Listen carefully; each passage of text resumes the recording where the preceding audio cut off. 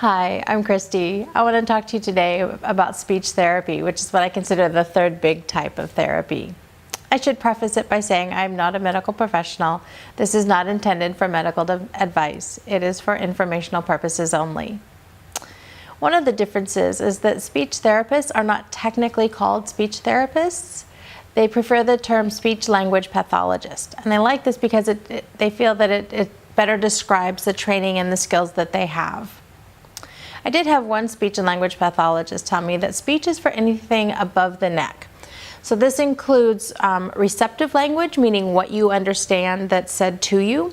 It's for expressive language, what you say or how you express yourself, and it's for feeding issues. Some of the specific issues that can be addressed, again, this is not an exhaustive list, but they can deal with stuttering or fluency issues. They can deal with apraxia, which is a difficulty or inability to produce specific sounds on command. They can deal with aphasia, which is a difficulty in expressing or receptive language due to a brain injury. And again, they can deal with feeding or swallowing issues.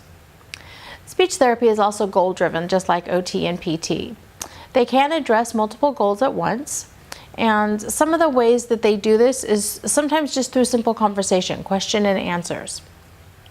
Other times they can use things like flashcards to help with repetition and picture identification. Again, they can help with feeding issues. Some of the examples from my life, or from my son's life, he was in speech for a number of years. And he was young enough that he started out with 30-minute sessions. We worked our way up to about an hour. At various times, we've done a whole bunch of different things. We started out with flashcards, and he would just have to identify the picture. And then as he progressed, it would be he'd have to say a sentence that would kind of describe what was going on in the picture. Sometimes he would just use a modeled response where this therapist would say a word and he would repeat it. We had feeding issues, and so we worked on a number of different things there. Some of it was learning what a good bite size is. So some of it was learning that a goldfish is not a 3-bite cracker, it's a 1-bite cracker. Or learning how much pudding could go in your mouth at once for a good bite size. He also had some sensory issues, so she would put things in the pudding to create texture and he would have to deal with that. Or we used applesauce too. She also works with his apraxia. She was actually the one who first identified it, and she recommended that we go to a neurologist for a formal diagnosis. But he had trouble repeating sounds on command.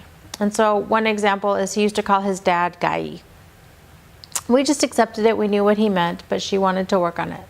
Okay, so say daddy, and he'd go Guy. No. Say daddy, daddy, guy. And it was quite amusing at the time. But he continued working, and she continued working with it, and today he says dad just like everybody else. So I hope that this gives you a brief idea of what it's like to be in speech therapy and some of the things that it can help with.